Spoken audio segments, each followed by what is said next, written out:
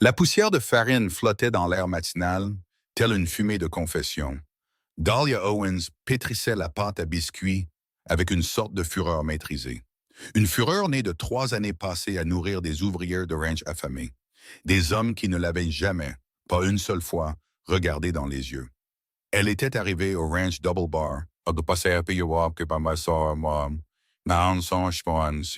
le territoire du Nouveau-Mexique, au printemps de 1883. Elle avait répondu à une annonce qui promettait un salaire juste et un logement décent pour une cuisinière expérimentée. Ce que l'annonce n'avait pas mentionné, c'est qu'elle serait la seule femme dans une exploitation qui employait 15 hommes. Tous étaient trop rudes ou trop timides pour la considérer autrement. Elle n'était que la personne qui remplissait leurs assiettes. Dahlia avait vite appris à garder la tête basse, à faire des biscuits bien moelleux, et à avoir des attentes plus basses que le ventre d'un serpent à sonnette. La cuisine où elle travaillait était un bâtiment séparé de la maison principale du ranch. C'était une structure basse en adobe, avec un énorme poêle en fonte. Il transformait l'endroit en fournaise dès la mi-journée.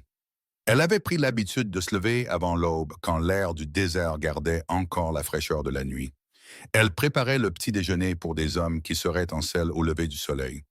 Ses mains accomplissaient maintenant les gestes familiers sans y penser. Elle coupait le saindoux froid dans la farine. Elle ajoutait juste assez de babeur pour lier la pâte sans trop la travailler. Le secret que sa mère lui avait enseigné là-bas en Ohio, avant que la fièvre ne l'emporte, était de manipuler la pâte comme si l'on manipulait quelque chose de précieux et de vivant. Dahlia forma rapidement les biscuits et les glissa dans le four. Puis, elle se tourna vers le bacon qui devait être frit, et vers le café qui devait être assez fort pour réveiller un mort. À travers la petite fenêtre au-dessus de son plan de travail, elle pouvait voir le ciel commencer à s'éclaircir. Il passait du violet profond à un orange pâle qui promettait une autre journée torride. Elle avait 23 ans, et parfois, elle avait l'impression d'avoir déjà vécu 100 ans. La porte moustiquaire s'ouvrit avec fracas. Rusty, le contremaître du ranch, passa sa tête grisonnante à l'intérieur. Ça sent bon, Mademoiselle Owens. Les gars vont arriver d'une minute à l'autre. Elle hocha la tête sans se retourner. Rusty était un homme assez correct, toujours respectueux, mais il la traitait comme un meuble qui, par hasard, produisait de la nourriture. C'était mieux que certaines des alternatives qu'elle avait rencontrées au cours de ses années de travail comme cuisinière. Mais cela la laissait quand même avec un sentiment de vide à l'intérieur, comme si elle disparaissait un peu plus chaque jour. Les cow-boys commencèrent à entrer alors que le soleil perçait à l'horizon. Leurs bottes faisaient un bruit lourd sur le plancher en bois. Leur voix était une basse et rauque de sommeil. Ils prirent une place à la longue table, sans cérémonie, attendant qu'elle apporte la nourriture. Dahlia chargea les assiettes de bacon, d'œufs et de pommes de terre frites. Elle gardait les biscuits pour la fin, car ils étaient meilleurs tout juste sortis du four. Elle venait de les sortir, dorés et parfaits, quand elle entendit le contremaître dire « Les gars, voici Fletcher Morgan. Il s'engage pour la saison. Fletcher, trouvez-vous une place. » Dahlia ne leva pas les yeux tout de suite, occupée qu'elle était à transférer les biscuits sur un plat de service. Mais elle y entendit une nouvelle voix dire « Merci bien, monsieur. » Et quelque chose dans le ton de sa voix la fit jeter un coup d'œil vers la table. Le nouveau cowboy était plus jeune que la plupart de l'équipe, probablement pas plus de 25 ans. Il avait des cheveux sombres qui avaient besoin d'une coupe et des yeux de la couleur de l'eau d'un ruisseau en hiver. Il était mince, comme le sont les hommes qui travaillent eux et mangent irrégulièrement. Et il y avait une certaine prudence dans sa façon de bouger, comme s'il était constamment conscient de l'espace qu'il occupait et des gens autour de lui. Quand son regard se posa sur Dahlia, il fit quelque chose qu'aucun autre homme n'avait fait en 3 ans. Il lui sourit. Ce n'était pas un sourire lubrique ou un sourire méprisant, juste une simple reconnaissance de son existence. Et cela frappa Dahlia comme un choc physique. Elle faillit laisser tomber le plat de biscuits, le rattrapant au dernier moment. Elle le posa sur la table avec plus de force que nécessaire. « Servez-vous, dit-elle, sa voix sortant plus rauque que prévu. Les hommes se jetèrent sur la nourriture comme des sauterelles, comme ils le faisaient toujours. Mais Dahlia remarqua que Fletcher Morgan ne prenait que ce dont il avait besoin, en laissant beaucoup pour les autres. Il attendit aussi que tout le monde soit servi avant de prendre un biscuit pour lui-même. Quand il y mordit, ses yeux s'écarquillèrent légèrement. Madame, dit-il, et cette fois, il la regardait sans aucun doute. C'est le meilleur biscuit que j'ai jamais mangé. Plusieurs autres cowboys grognèrent en signe d'approbation. Mais ils avaient la bouche pleine et leur attention était déjà revenue à leurs assiettes. Fletcher, cependant, continuait de la regarder avec ce qui semblait être une véritable appréciation. Merci, dit Dahlia, ne sachant pas quoi dire d'autre. Elle se retira près du poêle, s'occupant du nettoyage, mais elle sentait son regard la suivre. Le repas se poursuivit de la manière habituelle. Les hommes mangeaient rapidement et efficacement avant de partir pour leurs diverses tâches. Dahlia avait appris le rythme de la vie du ranch, même si elle n'en faisait pas vraiment partie. Au printemps, il y avait le village à surveiller et les clôtures à réparer. En été, il déplaçait le bétail vers des pâturages plus élevés et luttait constamment contre la chaleur brutale. L'automne amenait le rassemblement du bétail et l'hiver était consacré aux réparations et à la planification. C'était une vie dure qui rendait les hommes durs. Alors que les cowboys sortaient, Fletcher Morgan s'attarda, son chapeau à la main. « Mademoiselle, dit-il, puis-je vous déranger pour un autre biscuit? Pour plus tard, je veux dire. Nous serons dans les pâturages toute la journée et je m'attends à avoir faim. » C'était une demande raisonnable.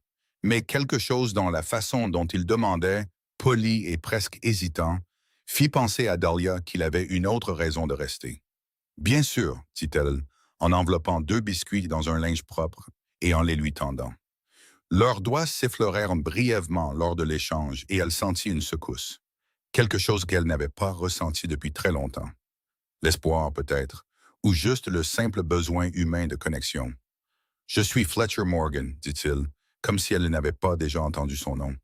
Je viens du Texas. Avant ça, j'étais au Kansas. »« Dahlia Owens, répondit-elle, puis se sentit immédiatement stupide. Il l'avait déjà appelée mademoiselle et savait de toute évidence qu'elle était la cuisinière. « C'est un joli nom, dit Fletcher, comme la fleur. »« Ma mère aimait les fleurs, dit Dahlia. Nous avions un jardin en Ohio avant la fièvre, avant la mort, avant que Dahlia ne se retrouve seule à 18 ans, sans famille et sans autre perspective que son talent pour la cuisine. » Elle ne dit pas tout cela, mais quelque chose dans l'expression de Fletcher suggérait qu'il comprenait quand même. « J'apprécie les biscuits, mademoiselle Owens, dit-il. Je vous verrai au souper, je suppose. »« Je suppose que oui, répondit Dahlia. Après son départ, elle resta un long moment dans la cuisine vide, ses mains picotant encore là où il l'avait touchée. Elle se dit de ne pas être ridicule, qu'une simple gentillesse de la part d'un cowboy ne signifiait rien, qu'elle avait appris il y a des années à ne pas attendre plus de la vie que ce qu'elle avait déjà. Mais le sentiment persista malgré tout, une petite chaleur dans sa poitrine qui resta avec elle tout au long de la longue et chaude journée. Ce soir-là, en préparant le souper, Dahlia se surprit à prendre un soin particulier avec la nourriture. Elle prépara un rôti de bœuf avec des pommes de terre et des carottes, des haricots au four avec de la mélasse, et une tarte aux pommes séchées qui utilisa la dernière de ses précieuses épices, et des biscuits, bien sûr, toujours des biscuits. Quand les hommes arrivèrent pour le repas, ils étaient poussiéreux et fatigués, sentant le cheval et la sueur. Fletcher Morgan était parmi eux, et quand il croisa son regard, il sourit à nouveau. Cette fois, Dahlia se permit de lui rendre son sourire. Les jours qui suivirent prirent un nouveau rythme. Fletcher arrivait toujours pour les repas quelques minutes en avance et partait quelques minutes en retard. Il l'aidait à porter les lourdes marmites, pompait de l'eau pour elle quand le baril était presque vide. Une fois, il a même réparé le loquet capricieux de la porte du four sans qu'on le lui demande. Ils n'avaient pas de longues conversations. Juste de brefs échanges sur le temps, le travail ou la qualité de la nourriture. Mais chaque interaction semblait significative pour Dahlia, d'une manière qu'elle ne pouvait pas tout à fait expliquer.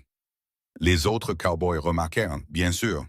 Des hommes qui travaillent en si près les uns des autres remarquent tout. Mais Rusty les tenait à l'œil avec des regards perçants et des mots encore plus vifs. Et personne ne dit jamais rien directement à Dahlia. Elle était reconnaissante pour cette petite miséricorde. 3 semaines après l'arrivée de Fletcher, il commença à demander à se resservir à chaque repas. Cela commença par les biscuits, toujours les biscuits, mais s'étendit bientôt à tout ce qu'elle avait préparé d'autre. Dahlia savait que ce n'était pas parce qu'il avait encore faim. Les portions qu'elle servait étaient assez généreuses pour satisfaire même les hommes les plus travailleurs. Non, Fletcher demandait à se resservir parce que cela lui donnait une excuse pour lui parler, pour se tenir près d'elle, pour exister dans son espace quelques instants de plus. Elle aurait dû le décourager.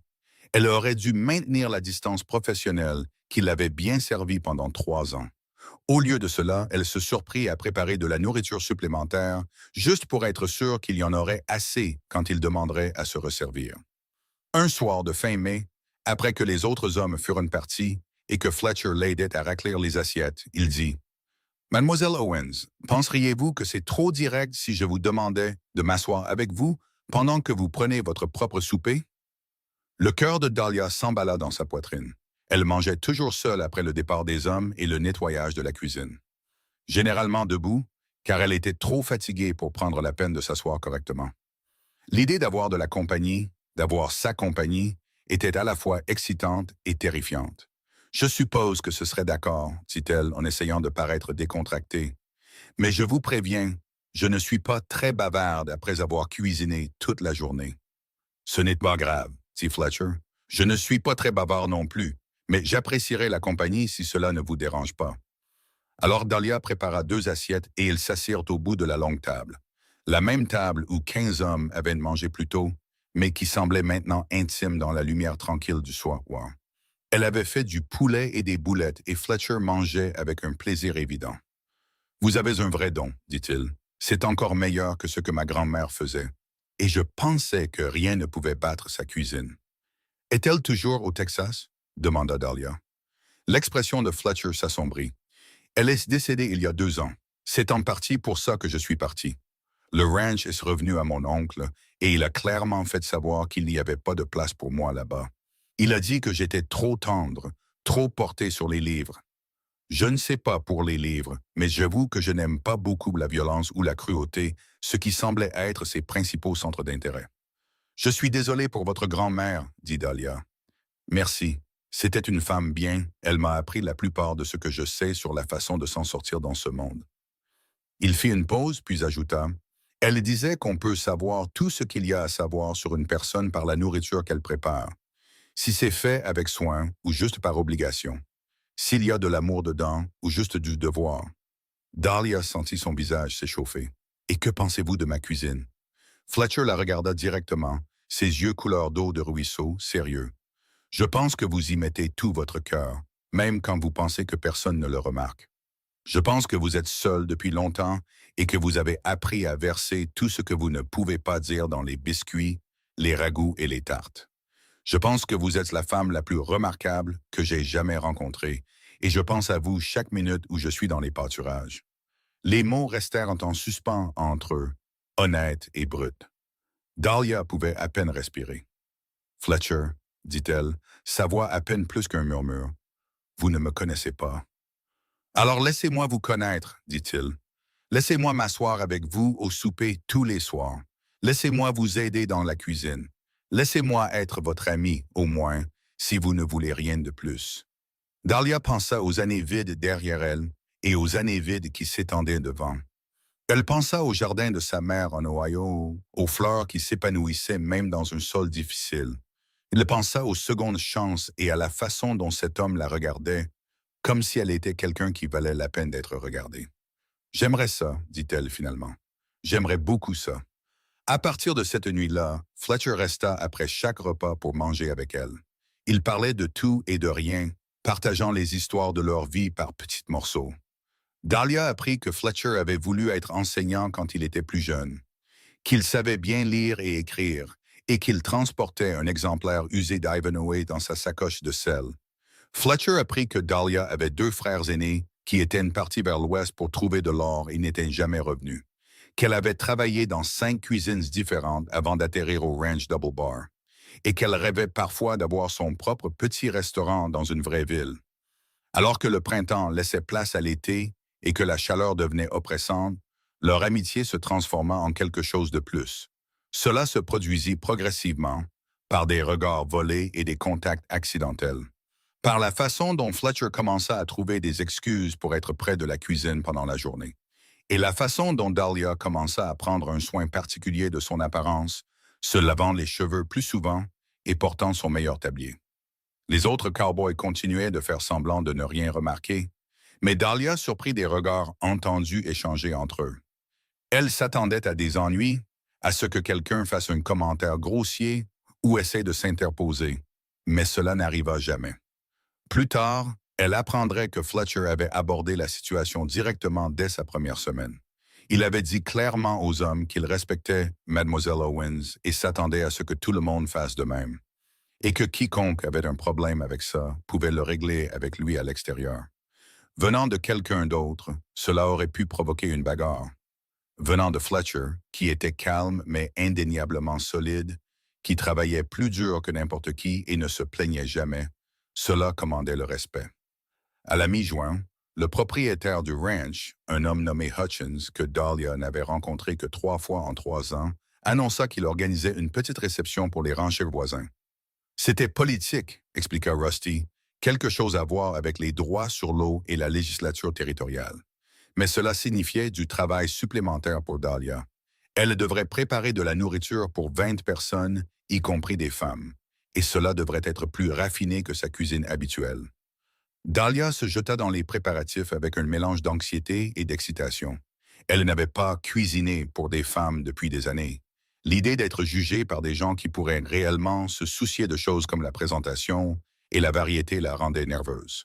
Mais c'était aussi un défi, une chance de montrer ce qu'elle pouvait vraiment faire quand on lui en donnait l'occasion. Fletcher l'aida autant qu'il le put. Il se rendit à cheval dans la ville la plus proche, Gila City, et environ 15 miles au sud, pour acheter des provisions supplémentaires. Il revint avec de la farine blanche et du sucre raffiné, des citrons frais qui avaient dû coûter une fortune, de la vraie vanille et un rouleau de fin tissu blanc pour une nappe. « Fletcher, c'est trop, » protesta Dahlia. « Je ne peux pas vous rembourser pour tout ça. »« Je ne veux pas que vous me remboursiez, » dit-il. « Je veux que vous fassiez quelque chose de beau, parce que vous méritez de montrer aux gens ce que vous pouvez faire. Et parce que, ajouta-t-il plus bas, je veux que ces ranchers chics et leurs femmes sachent que cet endroit a la meilleure cuisinière du territoire. » Dahlia sentit les larmes lui piquer les yeux, mais elle les refoula.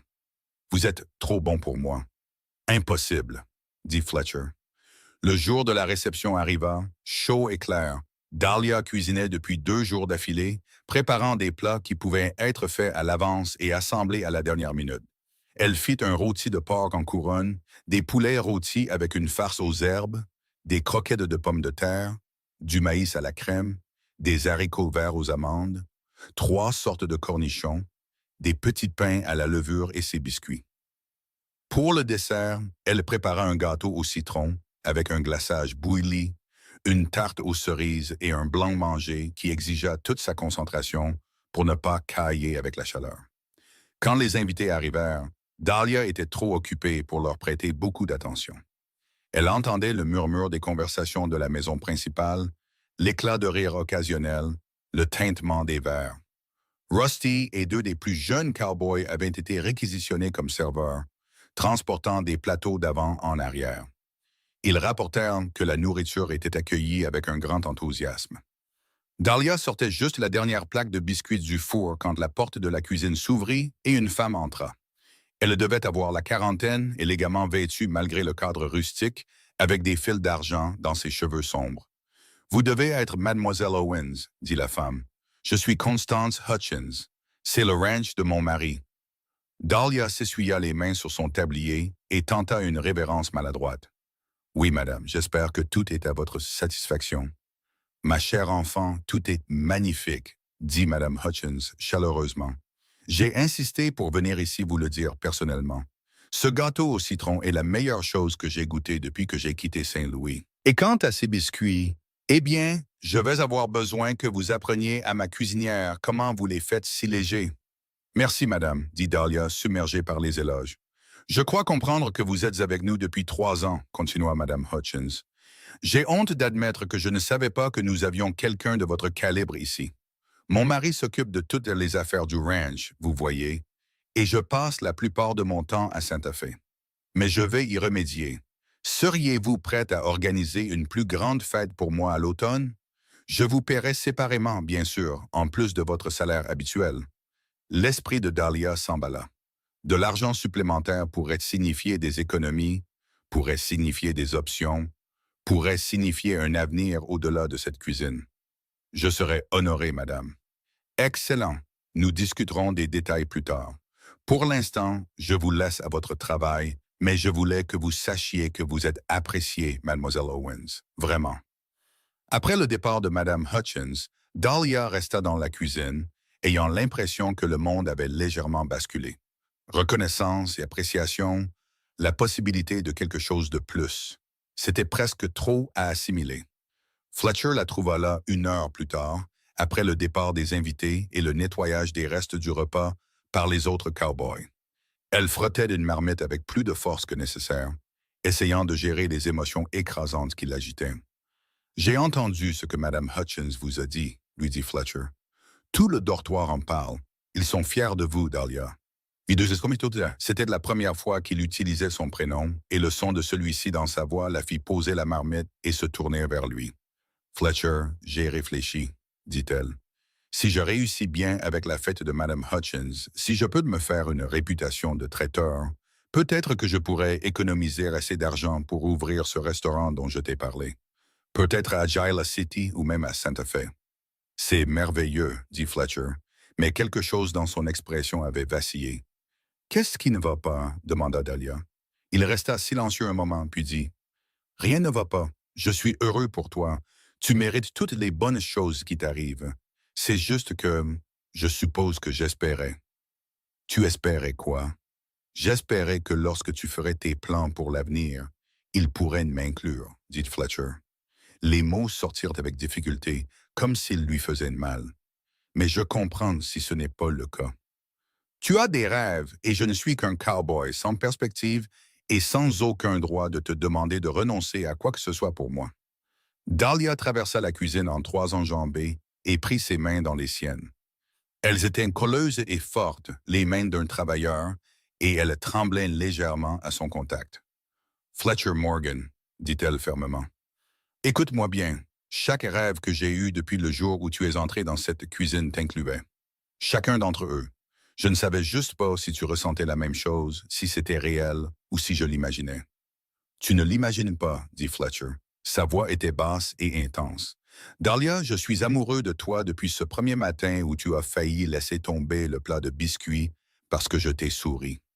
J'ai essayé de trouver comment te le dire, comment te demander si tu pourrais envisager, si tu pourrais éventuellement ressentir la même chose. »« C'est le cas, » dit Dahlia. « Je ressens la même chose, je t'aime. » Les mots, une fois prononcés, semblèrent remplir la cuisine de lumière. Fletcher la serra contre lui, l'enveloppant de ses bras, et Dahlia se laissa aller contre sa force. Ils restèrent ainsi longtemps, se tenant l'un l'autre dans le calme du soir. Et c'était comme rentrer à la maison. « Je n'ai pas grand-chose à t'offrir, » dit Fletcher finalement. « Mais j'ai économisé mon salaire. J'ai presque 200 $ de côté. Ce n'est pas assez pour un restaurant, mais c'est un début. Et je travaillerai aussi dur que nécessaire. Je ferai tout ce qu'il faudra pour t'aider à construire la vie que tu veux. »« La vie que je veux est avec toi, » dit Dahlia. « Tout le reste n'est que détail. » Ils commencèrent à se fréquenter officiellement après cela, bien que ce fût compliqué par le fait qu'ils vivaient et travaillaient au même endroit. Il n'y avait pas d'intimité dans un ranch, aucun moyen de voler des moments seuls sans que tout le monde le sache, mais ils se débrouillèrent. Fletcher emmenait Dahlia se promener le soir, après la vaisselle et avant que la lumière ne disparaisse complètement. Ils s'éloignaient au-delà de la grange, parlant et, occasionnellement, quand ils étaient sûrs que personne ne pouvait les voir, s'échangeant des baisers qui faisaient battre le cœur de Dahlia. Les autres cowboys, à leur crédit, leur laissèrent de l'espace. Le fait que Fletcher se soit révélé être un ouvrier aussi compétent que n'importe lequel d'entre eux aidait. Il savait manier le lasso, monter à cheval et s'occuper du bétail avec les meilleurs, et il ne reculait jamais devant le travail dur ou sale. Il le respectait et, par extension, il respectait sa relation avec Dahlia. Alors que l'été avançait, Fletcher commença à parler de l'avenir en termes concrets. Il voulait l'épouser, dit-il. Il le voulait plus que tout. Mais il ne demanderait pas sa main officiellement avant d'avoir quelque chose de solide à lui offrir. Il commença à se renseigner sur les terres, sur ce qu'il faudrait pour démarrer un petit élevage à eux. Les chiffres étaient décourageants. La terre était chère, le bétail était cher, et l'équipement nécessaire pour gérer même un modeste ranch était hors de leurs moyens. Mais la fête d'automne de Madame Hutchins apporta une percée. Elle était encore plus grande et plus élaborée que la réception d'été, avec des invités venant d'aussi loin qu'Albuquerque et El Paso. Dahlia travailla jusqu'à l'épuisement pour préparer la nourriture pour 40 personnes, et l'événement fut un immense succès. Madame Hutchins lui donna 50 $ et 3 autres femmes demandèrent ses services pour leurs propres événements à venir. En octobre, Dahlia avait économisé 130 $ supplémentaires. Combinés aux économies de Fletcher, ils avaient assez pour un acompte sur une petite propriété près de Gila City qui comprenait une maison et assez de terrain pour un jardin et quelques poulets. Ce n'était pas grand-chose, mais c'était un début. Fletcher la demanda en mariage le premier jour de novembre. Il le fit correctement, s'agenouillant dans la cuisine après le souper, lui présentant une simple alliance en or qui avait appartenu à sa grand-mère. « Dahlia Owens, dit-il, je n'ai pas grand-chose à te donner, sauf mon cœur et ma promesse que je passerai chaque jour du reste de ma vie à essayer de te rendre heureuse. Veux-tu m'épouser? » « Oui, dit Dahlia, des larmes coulant sur son visage. « Oui, 1000 fois oui. » Ils se marièrent à Gila City 2 semaines plus tard, lors d'une simple cérémonie à la petite église catholique, avec Rusty et Madame Hutchins comme témoins. Dahlia portait une robe qu'elle avait confectionnée elle-même en coton bleu pâle, et Fletcher portait sa meilleure chemise et une nouvelle cravate à cordon. Après la cérémonie, ils eurent un repas de noces à la pension de famille, où Dahlia avait préparé la nourriture elle-même, car elle ne supportait pas de laisser quelqu'un d'autre le faire. Il y avait des biscuits, bien sûr, et Fletcher porta un toast en disant qu'elle avait fait fondre son cœur avec ses biscuits et que demander à se resservir avait été la meilleure décision de sa vie. Et maintenant, dit-il en levant son verre, je demande l'éternité. La salle éclata en acclamations et en applaudissements, et Dahlia sentit le bonheur jaillir dans sa poitrine comme un lever de soleil. Ils restèrent à Gila City cette nuit-là, dans une chambre louée qui était petite mais propre et merveilleusement privée. Dahlia avait été nerveuse à propos de sa nuit de noces, mais Fletcher fut doux et patient. Et quand ils s'unirent enfin comme mari et femme, cela sembla la chose la plus naturelle du monde. Ensuite, ils restèrent allongés dans les draps, parlant, riant et faisant des projets pour leur avenir. « Je pensais, dit Fletcher, à cette propriété près de la ville. La maison a besoin de travaux, mais elle a un bon puits et la terre est fertile. On pourrait avoir des poulets et peut-être une vache laitière. Et tu pourrais commencer ton entreprise de traiteur à partir de là, peut-être même ouvrir un petit restaurant si c'est toujours ce que tu veux. »« Et toi? » demanda Dahlia. « Et ton travail? »« Je peux me faire embaucher dans l'un des ranchs voisins pour les saisons chargées, dit Fletcher. Ou faire du travail à la journée. Quoi qu'il faille, mais je veux construire quelque chose avec toi, Dahlia, quelque chose qui soit à nous. » Ils retournèrent au ranch Double Bar le lendemain pour donner leur préavis. Hutchins était mécontent de les perdre tous les deux, mais il comprit. Il leur offrit une prime pour leurs années de service, qu'ils acceptèrent avec gratitude. Rusty, bourru comme toujours, prit Fletcher à part et lui dit qu'il avait intérêt à bien traiter Mademoiselle Owens, sinon il aurait affaire à tous les cowboys du territoire. Fletcher promit solennellement qu'il le ferait. Ils emménagèrent dans leur nouvelle propriété juste avant Noël. La maison était petite, juste 3 pièces, mais elle avait de bonnes fondations et une grande cuisine avec un poêle moderne dont Dahlia tomba immédiatement amoureuse. Fletcher passa l'hiver à faire des réparations et des améliorations, tandis que Dahlia mettait en place son entreprise de traiteur. Elle publia des annonces dans le journal de Gila City et sur le tableau d'affichage du magasin général, offrant ses services pour des fêtes, des mariages et des occasions spéciales. La réponse fut meilleure qu'elle n'avait osé l'espérer. Il s'avéra que Madame Hutchins avait chanté ses louanges à tous ceux qu'elle connaissait. Les femmes de toute la région étaient impatientes d'engager une cuisinière qualifiée capable de produire une nourriture sophistiquée adaptée aux réceptions formelles. Au printemps, Dahlia réservait des événements des mois à l'avance et Fletcher avait construit un grand four extérieur pour l'aider à gérer le volume de cuisson. Ils prirent un rythme de mari et femme qui semblait à la fois confortable et excitant. Dahlia se levait tôt pour cuire, remplissant leur petite maison de l'odeur du pain, des biscuits et des gâteaux. Fletcher s'occupait des gros travaux, transporter l'eau, couper le bois, s'occuper de leurs poulets et du potager que Dahlia avait planté au printemps. L'après-midi, il se rendait au ranch qu'il avait engagé pour la journée, tandis que Dahlia se concentrait sur sa cuisine. Les soirées leur appartenaient. Ils les passaient à parler de leur journée, à planifier l'avenir et à simplement profiter de la compagnie de l'autre. En juin, Dahlia réalisa qu'elle était enceinte. Elle l'annonça à Fletcher un soir après le souper, observant attentivement son visage pour évaluer sa réaction. Ils n'avaient pas beaucoup parlé d'enfants, tous deux s'y concentrés sur l'établissement de leur nouvelle vie ensemble. Un bébé, dit Fletcher, sa voix pleine d'émerveillement. Nous allons avoir un bébé. En février, je pense, dit Dahlia. Es-tu heureux? Heureux? Fletcher la prit dans ses bras en riant. Dahlia, je suis plus que heureux. Je suis terrifié et ravi et si reconnaissant que j'ai du mal à le supporter. Un bébé, notre bébé. Ils passèrent le reste de la soirée à faire des plans, à parler de prénoms et de la façon dont ils allaient convertir le petit débarras en chambre d'enfant. Fletcher insista pour que Dahlia réduise son travail de traiteur à mesure que sa grossesse avançait, ne voulant pas qu'elle s'épuise. Dahlia accepta, bien qu'elle continuât à prendre de plus petits contrats qui ne demandaient pas autant de travail physique. En août, Fletcher rentra à la maison avec une nouvelle qui les fit tous les deux sursauter. L'un des restaurants établis de Gila City était à vendre.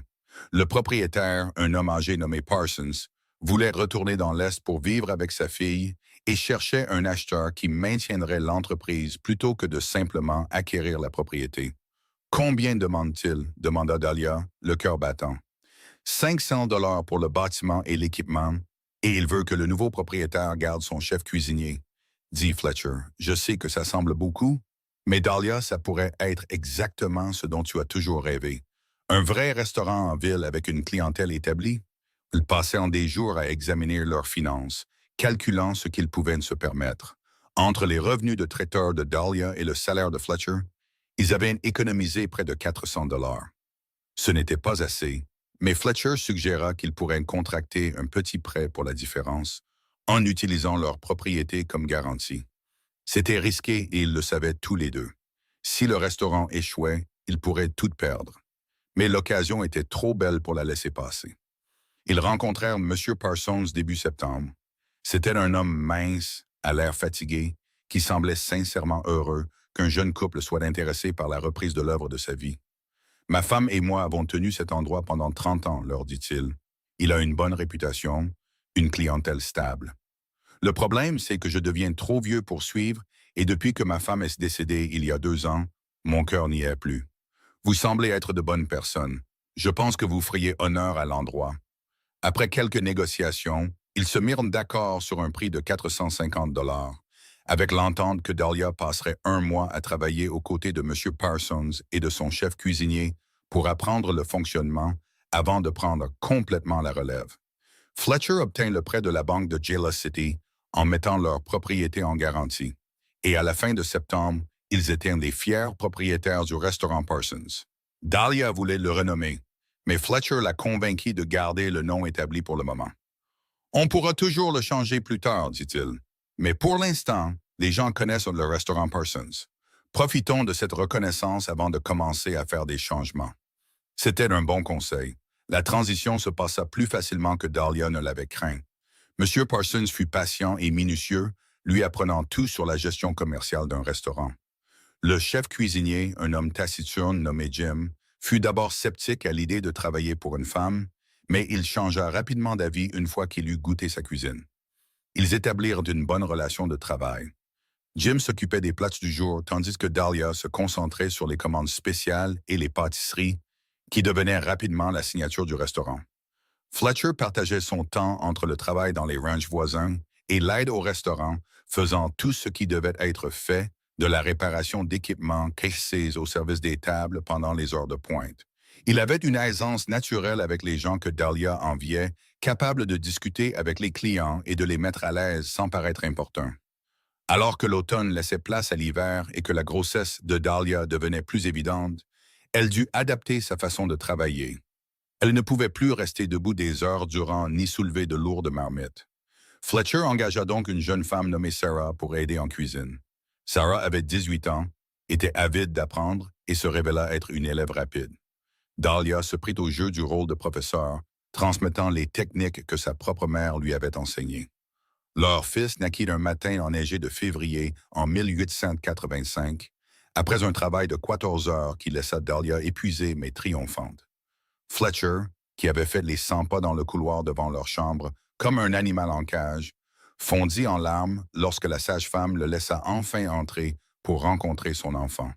Il est parfait, murmura Fletcher, tenant le petit paquet avec une sorte d'admiration habituellement réservée aux expériences religieuses.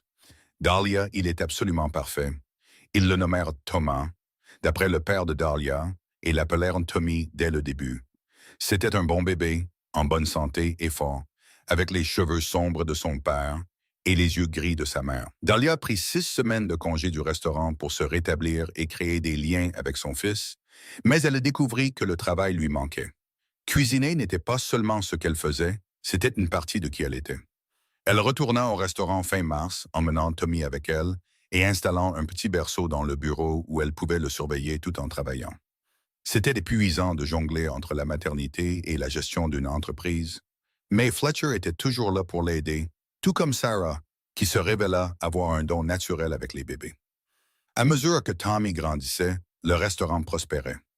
La nouvelle de la qualité de la nourriture se répandit, en particulier celle des biscuits de Dahlia, pour lesquels les gens venaient de plusieurs kilomètres à la ronde. Ils étaient légers comme l'air, dorés et beurrés, avec une texture qui semblait fondre sur la langue. Dahlia les préparait frais chaque matin et ils étaient généralement épuisés avant midi. Un client régulier, un homme d'affaires de Santa Fe, dit à Fletcher que les biscuits lui rappelaient son enfance, l'amour et la chaleur de sa mère, et que les manger lui donnaient l'impression d'être à la maison. Fletcher partagea ce commentaire avec Dahlia ce soir-là, et elle sentit les larmes lui piquer les yeux. « C'est ce que j'ai toujours voulu, dit-elle, faire de la nourriture qui compte pour les gens, leur donner quelque chose de plus que de la simple subsistance. Tu fais ça tous les jours, l'assura Fletcher. Tu n'as aucune idée du nombre de vies que tu touches avec ta cuisine. » Au moment où Tommy commença à marcher, le restaurant avait remboursé son prêt et réalisait un profit régulier. Ils purent embaucher du personnel supplémentaire, ce qui donna à Dahlia plus de temps à passer avec son fils et à Fletcher plus de flexibilité dans son propre travail. Fletcher s'était découvert un talent pour le côté commercial des choses, s'occupant des comptes et de la gestion des approvisionnements, avec la même compétence tranquille qu'il apportait à tout le reste. Durant l'été de 1886, Madame Hutchins vint leur rendre visite avec une nouvelle excitante. Elle organisait une foire territoriale à Santa Fe et voulait que Dahlia fournisse la nourriture pour la réception du gouverneur. Ce serait le plus grand événement que Dahlia ait jamais organisé, avec plus de 100 invités attendus, y compris des politiciens, des hommes d'affaires et de riches ranchers de tout le territoire. « Je ne peux pas faire ça sans vous, dit Madame Hutchins. Vous êtes la meilleure cuisinière que je connaisse et je veux que le gouverneur goûte ce que le territoire du Nouveau-Mexique a à offrir. » Dahlia accepta la commande, puis passa les 2 mois suivants à planifier et à préparer. Elle décida de présenter des spécialités régionales aux côtés de plats plus raffinés, voulant mettre en valeur le caractère unique de leur région. Il y aurait du ragoût au chili vert et du pozole, de la caille rôtie et du filet de bœuf, des calabacitas et du pudding de maïs, et bien sûr, ses biscuits. L'événement fut un succès spectaculaire. Le gouverneur lui-même chercha Dahlia pour la complimenter sur sa cuisine. Elle se retrouva entourée de gens voulant savoir où elle avait été formée et si elle envisagerait de déménager à Santa Fe. Dahlia les remercia poliment, mais expliqua qu'elle était heureuse à Gila City avec son mari et son fils. Sur le chemin du retour, Fletcher lui prit la main et dit « Tu aurais pu lui dire oui, tu sais, si tu voulais déménager à Santa Fe pour avoir un plus grand restaurant dans une plus grande ville, je te soutiendrais. »« Je sais que tu le ferais, dit Dahlia, mais ce n'est pas ce que je veux. Ce que je veux, c'est ce que nous avons construit ensemble, notre restaurant, notre maison, notre vie. Je n'ai pas besoin que ce soit plus grand, j'ai juste besoin que ce soit à nous. » Fletcher porta sa main à ses lèvres et l'embrassa. « Je t'aime, Dahlia Morgan. L'ai-je mentionné aujourd'hui? »« Pas dans la dernière heure, dit-elle en souriant. Leur vie s'installa dans un schéma confortable au cours des années suivantes. Tommy devint un enfant brillant et curieux qui aimait passer du temps dans la cuisine du restaurant, debout sur un tabouret à côté de sa mère, l'aidant à mesurer la farine. Dahlia lui apprit à faire des biscuits quand il avait 5 ans, guidant ses petites mains à travers les gestes, et Fletcher captura ce moment dans sa mémoire comme un instant de bonheur parfait. En 1888, ils eurent un deuxième enfant, une fille qu'ils nommèrent Lily. Elle était petite et féroce dès le début, avec les yeux couleur d'eau de ruisseau de son père et un tempérament qui suggérait qu'elle ne laisserait jamais personne lui marcher sur les pieds. Tommy adorait sa petite sœur, se nomma son protecteur, et on le trouvait souvent en train de lui chanter des chansons ou de lui apporter des fleurs du jardin.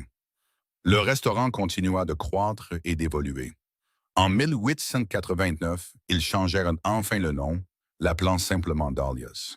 Cela semblait juste, reconnaissant que bien qu'ils aient construit sur les fondations de M. Parsons, ils avaient créé quelque chose de distinctement leur.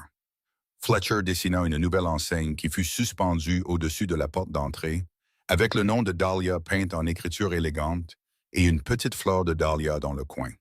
Ils élargirent le menu, ajoutant de nouveaux plats basés sur les expériences de Dahlia et les demandes des clients. Mais les biscuits restaient le cœur de tout.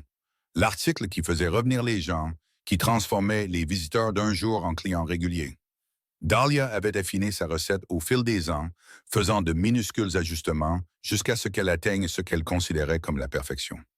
Et elle gardait cette recette jalousement, ne l'enseignant qu'à Fletcher et, finalement, à Sarah, qui était devenue son assistante de confiance et son amie. Au printemps de 1890, par un après-midi chaud où les peupliers commençaient tout juste à bourgeonner, Fletcher trouva Dahlia dans le jardin derrière leur maison. Elle plantait des tomates pendant que Tommy aidait et que Lily trottinait en cueillant des pissenlits.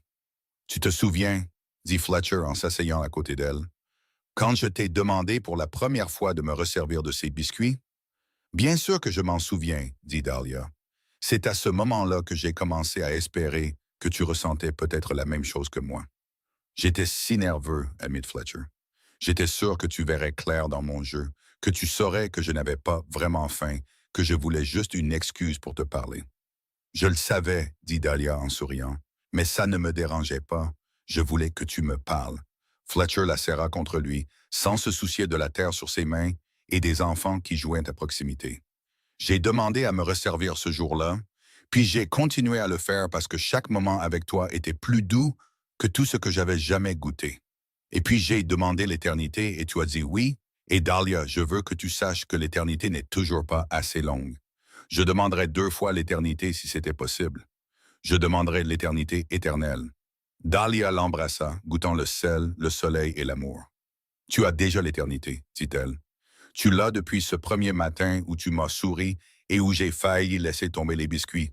Tu l'auras jusqu'au jour de ma mort et pour tout ce qui viendra après. » Tommy, qui était assez grand pour trouver l'affection de ses parents à la fois embarrassante et fascinante, fit une grimace. « Vous allez vous embrasser toute la journée?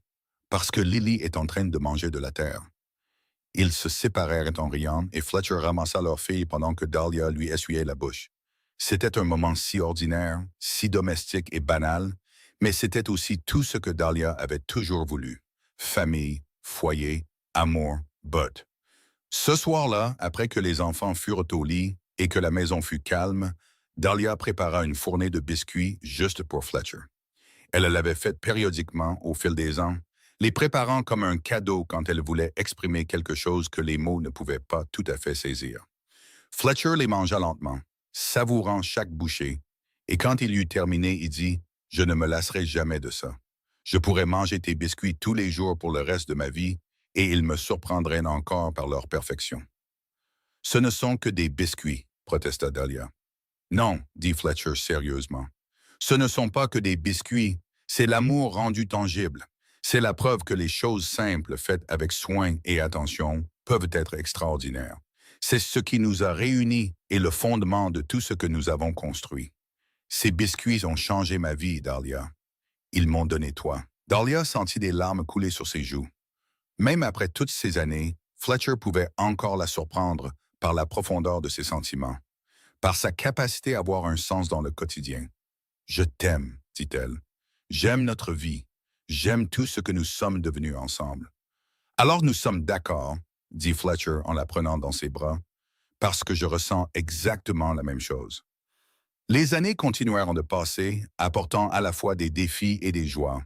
Il y eut des temps de vaches maigres, quand la sécheresse frappait les ranchs et que les affaires ralentissaient, et des temps fastes, quand la prospérité semblait toucher à tout.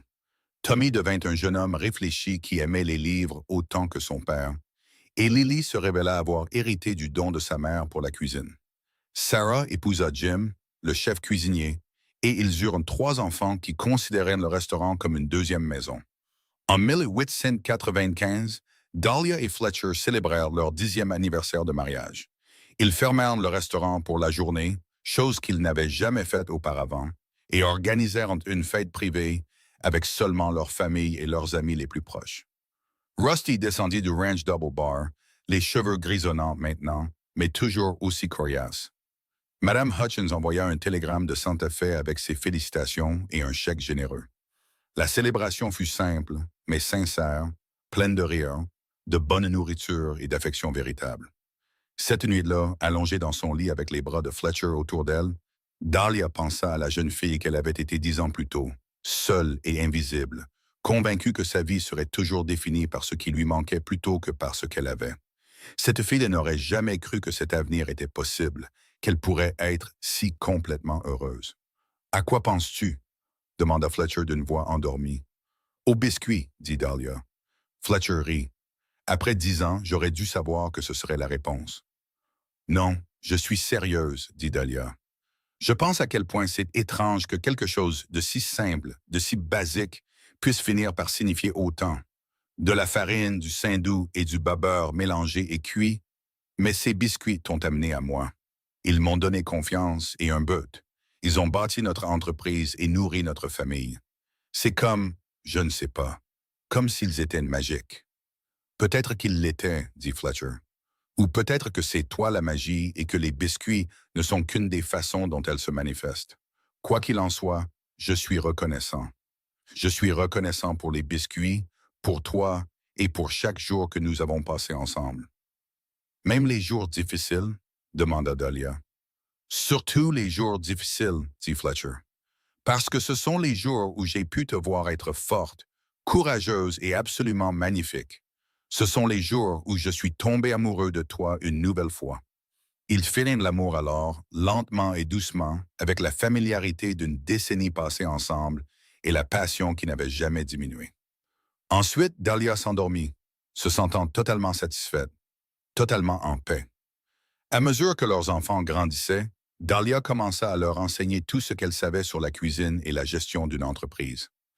Tommy avait la tête de son père pour les chiffres et l'organisation, tandis que Lily avait un flair créatif qui la poussait à expérimenter de nouvelles recettes et techniques. Ensemble, ils représentaient l'avenir du restaurant, et Dahlia était très fière de les voir développer leurs compétences. En 1898, alors que Tommy avait 13 ans et Lily 10, Fletcher surprit Dahlia en achetant le terrain vague à côté du restaurant. Il avait économisé en secret pendant plus d'1 an, expliqua-t-il, et son plan était de construire une extension qui comprendrait une véritable boulangerie et une plus grande salle à manger. Nous sommes à l'étroit dans notre espace actuel, dit-il, et je veux construire quelque chose qui durera, que Tommy et Lily pourront reprendre un jour s'ils le souhaitent. Quelque chose qui fera partie de Gila City pour des générations. La construction dura 8 mois, et pendant ce temps, le restaurant continua de fonctionner, bien que dans des conditions un peu exiguës. Mais lorsque l'extension fut enfin terminée au début de 1889, l'inconvénient en valait la peine. La nouvelle boulangerie avait 2 fours et un grand espace de travail où Dahlia pouvait produire des volumes beaucoup plus importants de pain et de pâtisserie. La salle à manger pouvait maintenant accueillir 40 personnes confortablement, et il y avait une salle privée à l'arrière pour les événements spéciaux. Ils organisèrent une grande réouverture le jour de la Saint-Valentin, ce qui semblait approprié étant donné que le restaurant avait toujours été au fond une histoire d'amour. Toute la ville se présenta pour la célébration, et Dahlia prépara des centaines de ces fameux biscuits, les offrant gratuitement à tous ceux qui en voulaient. C'était sa façon de dire merci, de reconnaître que leur succès s'était construit sur le soutien de la communauté. Alors que le 19e siècle touchait à sa fin et que le 20e commençait, Dahlia se sentit devenir pensive. Elle avait 38 ans, plus tout à fait jeune, mais pas encore vieille. Et sa vie avait dépassé tous les rêves qu'elle s'était jamais permis d'avoir. Elle avait un mari qui l'aimait profondément, 2 enfants en bonne santé qui devenaient des personnes remarquables, et une entreprise qui lui procurait non seulement un revenu, mais aussi une véritable satisfaction et un but. Un matin du début du printemps de 1900, alors qu'elle préparait sa fournée quotidienne de biscuits, elle réalisa que Fletcher l'observait depuis le seuil de la porte. Depuis combien de temps es-tu là? Demanda-t-elle. Pas longtemps, dit-il. J'aime juste te regarder travailler. Tu as une telle grâce, une telle confiance. C'est magnifique. Je fais des biscuits depuis près de 20 ans, dit Dahlia. J'espère bien avoir un peu de confiance maintenant. Fletcher traversa la cuisine et l'enlaça par derrière, posant son menton sur son épaule. Est-ce que ça te manque parfois? La vie plus tranquille que nous avions au début, quand il n'y avait que nous deux? Parfois, amie Dahlia. Mais je n'échangerai ce que nous avons maintenant pour rien au monde. Nos enfants, notre entreprise, notre place dans cette communauté, c'est plus que tout ce que j'aurais jamais cru avoir. Je ressens la même chose, dit Fletcher. Bien que j'admette que j'ai hâte que les enfants soient grands et qu'il n'y ait plus que nous. Non pas que je veuille les mettre à la porte, mais je pense qu'il y a quelque chose de bien dans l'idée de vieillir ensemble, juste toi et moi. Juste toi et moi et le restaurant, corrigea Dahlia en souriant. Juste toi et moi et le restaurant, acquiesça Fletcher. Alors que leurs enfants entraient dans l'adolescence puis dans l'âge adulte, Dahlia et Fletcher se retrouvèrent à évoluer dans de nouveaux rôles. Tommy partit étudier à Albuquerque pendant 2 ans, apprenant le commerce et la comptabilité avant de rentrer à la maison pour prendre en charge une grande partie du travail administratif du restaurant. Lily, plus intéressée par le côté créatif, devint la partenaire de Dahlia en cuisine, apportant une énergie nouvelle et de nouvelles idées, tout en respectant les traditions qui avaient fait le succès du restaurant. En 1905, Tommy annonça qu'il était fiancé à une jeune femme nommée Margaret, la fille du banquier local. Le mariage eut lieu cet été-là et Dahlia s'occupa elle-même du repas, insistant sur le fait que personne d'autre ne le ferait correctement. Ce fut une célébration joyeuse, et en regardant son fils danser avec sa nouvelle épouse, Dahlia ressentit la douleur douce amère du temps qui passe. Il ne nous quitte pas vraiment, lui rappela Fletcher ce soir-là. Il sera toujours au restaurant tous les jours. Nous le verrons toujours tout le temps. Je sais, dit Dahlia, mais c'est différent. Il a sa propre vie maintenant, ses propres priorités, comme il se doit. C'est juste étrange de réaliser que le petit garçon qui se tenait sur un tabouret dans ma cuisine est devenu grand et marié. Fletcher la serra contre lui. Nous avons encore l'un l'autre, dit-il. Ça n'a pas changé. Et ça n'avait pas changé. À travers toutes les années et tous les changements, leur amour était resté constant, le socle sur lequel tout le reste était construit. Ils dînaient encore ensemble tous les soirs, parlaient encore pendant des heures de tout et de rien, trouvaient encore des moments pour s'échanger des baisers dans l'office comme des jeunes mariés. En 1907, Dahlia devint grand-mère lorsque Tommy et Margaret eurent un fils qu'ils nommèrent Fletcher, en l'honneur de son grand-père. Dahlia pleura quand ils lui annoncèrent le nom, submergée par l'honneur et le sentiment de continuité que cela représentait. Le petit Fletcher était un enfant sérieux qui observait tout avec des yeux solennels, et son grand-père le choyait sans vergogne. 2 ans plus tard, Lily annonça qu'elle était fiancée à un cow-boy nommé Daniel qui travaillait dans l'un des ranchs voisins. C'était un homme bon, respectueux et travailleur, et il adorait clairement Lily. Fletcher leur donna sa bénédiction, à condition que Daniel trouve un travail qui le garde plus près de la maison, car Lily n'avait aucune intention de quitter le restaurant. Daniel se montra adaptable, se faisant embaucher comme ouvrier de ranch dans une exploitation juste à l'extérieur de Gila City, ce qui lui permettait de rentrer chez lui tous les soirs. Lui et Lily se marièrent lors d'une simple cérémonie à l'automne de 1909, et Lily continua de travailler au restaurant jusqu'à la veille de la naissance de leur premier enfant, une fille nommée Dahlia Rose. Avoir une petite fille portant son nom émut Dahlia encore plus que le jeune Fletcher. « J'espère qu'elle aura une vie plus facile que la mienne, » dit Dahlia à sa fille. « J'espère qu'elle n'aura jamais à se sentir invisible ou mal appréciée. »« Elle ne le sera pas, » l'assura Lily. « Elle grandira en sachant qu'elle vient d'une lignée de femmes fortes qui ont construit quelque chose de significatif. Elle connaîtra l'histoire de sa grand-mère et cela lui donnera du courage. » Au fil des ans et de l'arrivée de nouveaux petits-enfants, Dahlia se retira progressivement des opérations quotidiennes du restaurant. Elle venait encore tous les matins pour faire des biscuits, incapable d'abandonner ce rituel, mais elle laissait la plupart des autres tâches à Lily et au personnel élargi. Cela lui donnait plus de temps avec Fletcher, plus de temps pour profiter des fruits de tout ce qu'ils avaient construit ensemble. Ils voyageaient occasionnellement, se rendant à Santa Fe et Albuquerque, et même une fois à Denver, mais ils rentraient toujours à Gila City, dans leur maison avec son jardin et leur restaurant avec ses rythmes familiers. C'est là qu'ils appartenaient, là où leurs racines étaient profondes. Au printemps de 1912, la ville organisa une célébration pour le 30e anniversaire de l'arrivée de Dahlia dans le territoire du Nouveau-Mexique. Ce n'était pas quelque chose qu'elle avait demandé ou attendu, mais la communauté insista, voulant honorer la femme dont la cuisine avait fait partie de tant de moments importants de leur vie. La célébration eut lieu au restaurant, avec des discours, des toasts et plus de nourriture qu'on ne pouvait en manger. Le maire fit un discours sur la façon dont Dahlia's était devenue une institution, un lieu qui représentait le meilleur de ce que Gila City pouvait être. Madame Hutchins, maintenant assez âgée mais toujours aussi vive d'esprit, raconta l'histoire de ce premier dîner au Ranch Double Bar et comment elle avait immédiatement reconnu que Dahlia était quelqu'un de spécial. Et puis, Fletcher se leva pour parler.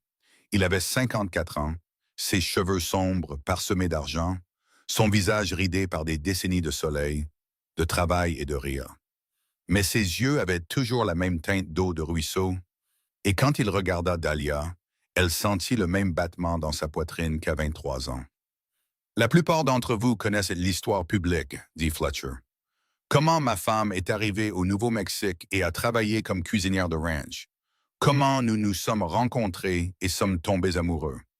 Comment nous avons construit ce restaurant ensemble. Mais ce que vous ne savez peut-être pas, c'est l'histoire privée, les petits moments qui ont fait toute la différence. Vous ne savez pas que la première fois que j'ai goûté les biscuits de Dahlia, j'ai cru n'avoir jamais rien connu d'aussi parfait de ma vie. Vous ne savez pas que j'ai commencé à demander à me resservir non pas parce que j'avais faim, mais parce que cela me donnait une excuse pour lui parler, pour être près d'elle, pour exister dans son orbite quelques instants de plus. La salle était complètement silencieuse, tout le monde suspendu à ses paroles. Et vous ne savez pas, continua Fletcher, la voix chargée d'émotion, que lorsque j'ai finalement trouvé le courage de la demander en mariage, j'avais l'impression de demander quelque chose que je ne méritais pas, quelque chose de trop bon et de trop précieux pour un simple cowboy. Mais Dahlia a dit oui quand même. Elle m'a choisi. Et chaque jour depuis, j'ai essayé d'être digne de ce choix. J'ai essayé de l'aimer comme elle mérite d'être aimée, complètement et sans réserve, et avec tout ce que j'ai. Il se tourna pour faire face directement à Dahlia. Tu as fait fondre mon cœur avec ces biscuits, dit-il. Tu as fait fondre mon cœur et tu m'as reconstruit en quelqu'un de meilleur que ce que j'étais avant. Tu m'as donné une famille et un but, et une raison de me réveiller reconnaissant chaque matin. Alors cette célébration est merveilleuse, et tu mérites toute la reconnaissance que tu reçois. Mais je veux que tout le monde ici sache que le plus grand cadeau que Dahlia ait jamais fait n'était pas sa cuisine. C'était elle-même. C'était de dire oui quand j'ai demandé l'éternité. Il n'y avait pas un œil sec dans la pièce. Dahlia se leva, traversa la salle vers son mari, et ils s'embrassèrent tandis que la foule applaudissait. À ce moment-là, entourés de leurs enfants et petits-enfants et de la communauté qu'ils avaient aidé à construire, Dahlia se sentit complète. Sa vie s'était avérée être exactement ce qu'elle était censée être. Les années qui suivirent en furent plus douces, plus lentes. Dahlia et Fletcher passèrent plus de temps à simplement être ensemble, à s'occuper de leur jardin, à jouer avec leurs petits-enfants et à profiter de la paix qui venait d'avoir construit quelque chose de durable. Le restaurant continua de prospérer sous la direction de Lily et Tommy, évoluant avec le temps tout en maintenant les valeurs fondamentales qu'il avait toujours définies. En 1918, lorsque la pandémie de grippe balaya le pays, Gila City ne fut pas épargnée. Le restaurant ferma temporairement, et Dahlia et Fletcher passèrent des semaines à aider à soigner les malades et à nourrir ceux qui ne pouvaient pas prendre soin d'eux-mêmes. C'était épuisant et effrayant, et ils perdirent des amis et des voisins, mais leur famille immédiate survécut intacte, ce que Dahlia considérait comme une immense bénédiction. Lorsque la crise passa enfin, Ils rouvrirent le restaurant avec un sentiment renouvelé de gratitude et de but. La vie était précieuse et incertaine, et le simple fait de partager de la nourriture et de la compagnie semblait plus important que jamais. Un matin frais de novembre en 1920, Dahlia se réveilla et trouva Fletcher déjà debout, assis près de la fenêtre, regardant le lever du soleil. Elle le rejoignit, enroulant un châle autour de ses épaules contre le froid. « Tu n'arrivais pas à dormir ?» demanda-t-elle. « Je pensais juste, » dit Fletcher. « Je me souvenais. » « Tu te souvenais de quoi? »« De tout, de tout. Du jour où je t'ai vu pour la première fois, de la première fois que je t'ai embrassé, du jour où Tommy est né, de cet hiver terrible où nous pensions que nous pourrions perdre le restaurant, du jour où Lily s'est mariée, chaque moment, grand et petit, qui nous a amenés ici, maintenant. » « Et quelle est ta conclusion? » demanda Dahlia en s'appuyant contre lui. « Que je referai tout exactement de la même manière, » dit Fletcher. « Que j'ai été béni au-delà de toute mesure. Que t'aimer a été la plus grande aventure de ma vie. » Ils restèrent assis ensemble dans un silence confortable, alors que le soleil montait plus haut, peignant le ciel de nuances de rose et d'or. Dahlia pensa à toutes les années derrière eux et aux années qui leur restaient. Elle pensa à la jeune fille qu'elle avait été, seule et en difficulté, et à la femme qu'elle était devenue, entourée d'amour et de but. Elle pensa à la façon dont un simple acte de gentillesse, un sourire d'un cowboy qui appréciait ses biscuits, avait changé toute la trajectoire de sa vie. « Fletcher, dit-elle doucement, tu te souviens quand tu m'as demandé l'éternité? » « Bien sûr que je m'en souviens.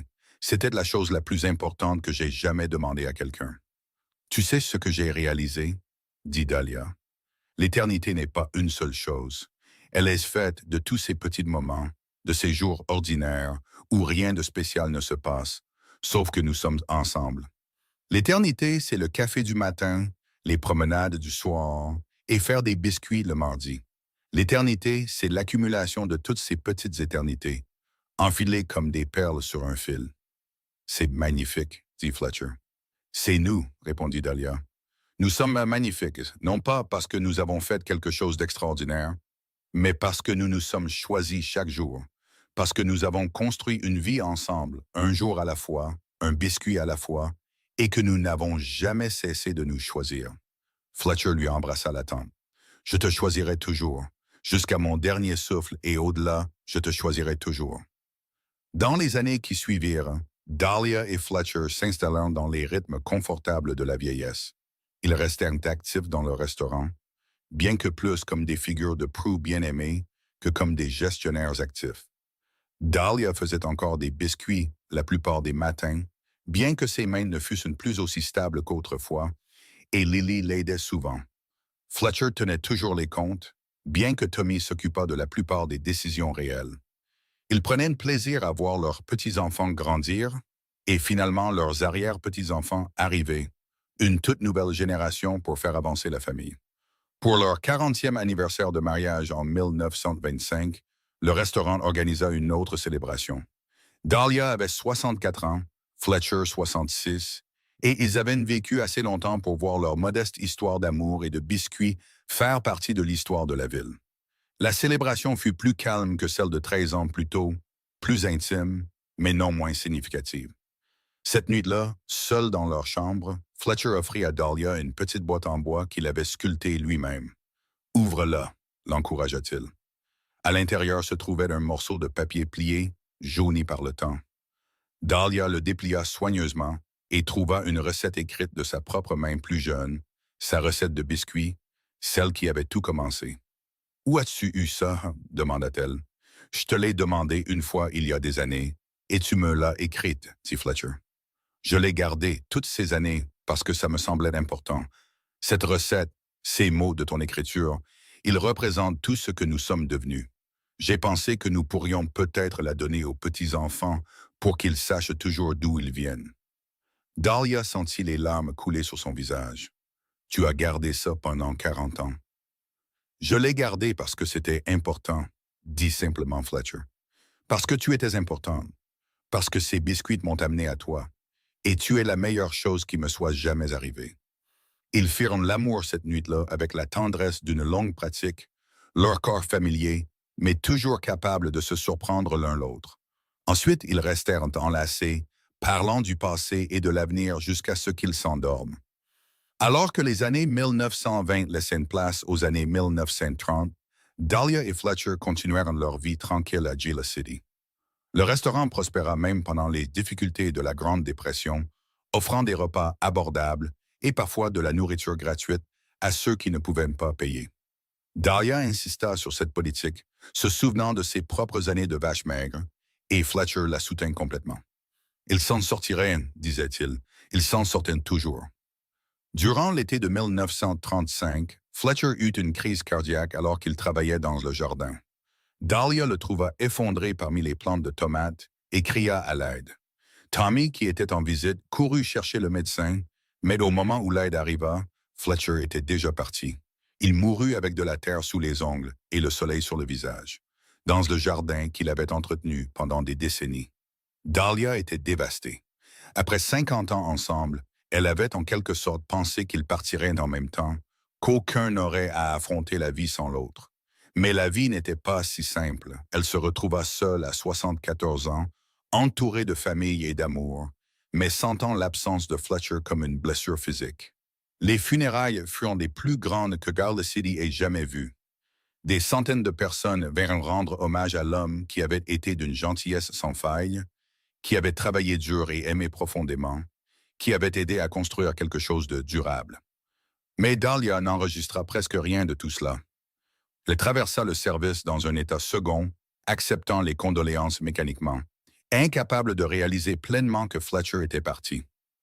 Dans les semaines qui suivirent, elle se trouva incapable de retourner au restaurant. L'idée d'y aller sans Fletcher, de faire des biscuits dans un monde où il ne les goûterait plus jamais, était insupportable. Lily dirigeait l'entreprise tandis que Tommy s'occupait des affaires de leur mère. Tous deux s'inquiétaient de la façon dont elle survivrait à cette perte, mais lentement, douloureusement, Dahlia commença à guérir. Elle trouva du réconfort auprès de ses petits-enfants et arrière-petits-enfants, dans le jardin que Fletcher avait aimé, dans les routines qui avaient façonné sa vie. Et finalement, 3 mois après la mort de Fletcher, elle retourna dans la cuisine du restaurant. « Je ne sais pas si je peux faire ça, » dit-elle à Lily ce premier matin. « Tu n'es pas obligée, maman, dit Lily.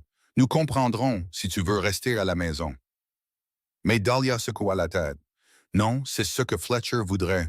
Il voudrait que je continue à faire des biscuits, que je continue à vivre. Je lui dois bien ça. » Elle mélangea la pâte avec des mains tremblantes, sa vision brouillée par les larmes, mais elle le fit. Et quand les biscuits sortirent du four, dorés et parfaits comme toujours, elle sentit la présence de Fletcher si fortement que c'était presque comme s'il se tenait à côté d'elle. « Je l'ai fait, » murmura-t-elle. « J'ai fait des biscuits sans toi, et je continuerai à en faire tous les jours parce que c'est comme ça que je me souviendrai de toi. C'est comme ça que j'honorerai tout ce que nous avons construit ensemble. » Dahlia vécut encore 8 ans après la mort de Fletcher. Ce ne furent pas des années faciles, marquées par la solitude et le deuil, mais ce furent aussi des années de gratitude et de réflexion. Elle passa du temps avec sa famille, leur racontant des histoires sur leur grand-père, sur la façon dont ils s'étaient rencontrés et étaient tombés amoureux, sur les débuts où ils construisaient quelque chose à partir de rien. Elle voulait qu'ils comprennent que l'amour n'était pas seulement de grands gestes et des déclarations dramatiques. C'était des biscuits, des deuxièmes portions et l'éternité. C'était choisir quelqu'un chaque jour et ne jamais regretter ce choix. Un matin de printemps chaud en 1943, Dahlia Owens Morgan s'éteignit paisiblement dans son sommeil à l'âge de 82 ans. Elle fut inhumée à côté de Fletcher dans le cimetière de Gila City, sous une pierre tombale qui disait « Elle faisait des biscuits qui faisaient fondre les cœurs. » Il a demandé une deuxième portion, puis l'éternité. Ensemble, ils ont construit une vie d'amour. Le restaurant continua de fonctionner sous la direction de Lily, puis de Dahlia Rose, puis de ses enfants. Chaque génération maintint la tradition des fameux biscuits de Dahlia, utilisant la recette que Fletcher avait conservée dans cette boîte en bois. La recette devint un héritage familial, transmis avec des histoires sur la femme qu'il avait créée et l'homme qu'il avait aimé. Les années devinrent des décennies, et les décennies des générations. Le restaurant subit des rénovations et des agrandissements, s'adapta au temps et aux goûts changeants, mais il ne perdit jamais le caractère essentiel que Dahlia et Fletcher lui avaient donné. Il resta un lieu où les gens venaient non seulement pour la nourriture, mais pour la connexion, pour le sentiment de faire partie de quelque chose de plus grand qu'eux-mêmes. Et chaque matin, quelqu'un dans la cuisine préparait des biscuits selon la recette de Dahlia. Ils étaient légers, feuilletés et parfaits, comme ils l'avaient toujours été. Et les gens voyageaient encore de loin pour les goûter, les déclaraient encore les meilleurs biscuits qu'ils aient jamais mangés, se sentaient encore inexplicablement réconfortés par le simple fait de rompre le pain cuit avec soin. Car c'était l'héritage de Dahlia. Pas seulement une recette ou un restaurant, mais la compréhension que les plus petits actes d'amour pouvaient construire des empires. Qu'un biscuit fait avec soin pouvait changer une vie. Que demander une deuxième portion pouvait mener à l'éternité. Qu'un cowboy timide et une cuisinière solitaire pouvaient se trouver dans l'immensité du territoire du Nouveau-Mexique et créer quelque chose qui leur survivrait à tous les deux. Leur histoire d'amour devint une partie du folklore de Gila City, racontée et répétée jusqu'à ce qu'elle prenne la qualité d'une légende. Mais pour ceux qui les avaient connus, qui avaient été témoins de leur dévotion, il n'y avait rien de mythique là-dedans. C'était simplement vrai. Fletcher et Dahlia s'étaient aimés complètement. Ils avaient construit quelque chose de significatif ensemble. Et ils avaient prouvé que le «ils vécurent heureux» n'était pas juste une fin de conte de fées, mais quelque chose qui pouvait être atteint par la patience, la gentillesse et le choix quotidien de s'aimer. Et à la fin, c'était tout ce qui comptait. Pas la richesse, ni la gloire, ni les grandes réalisations, mais l'amour. L'amour entre deux personnes qui s'étaient trouvées contre toute attente et qui s'étaient accrochées l'une à l'autre à travers chaque défi et chaque changement, jusqu'à ce que la mort les sépare. L'amour qui avait commencé avec des biscuits et qui était devenu éternel. Nourrissant non seulement les corps, mais aussi les âmes. Non seulement une famille, mais toute une communauté. Cet amour, ce magnifique amour ordinaire et extraordinaire, était ce qui perdurait. C'était ce qui comptait. C'était tout.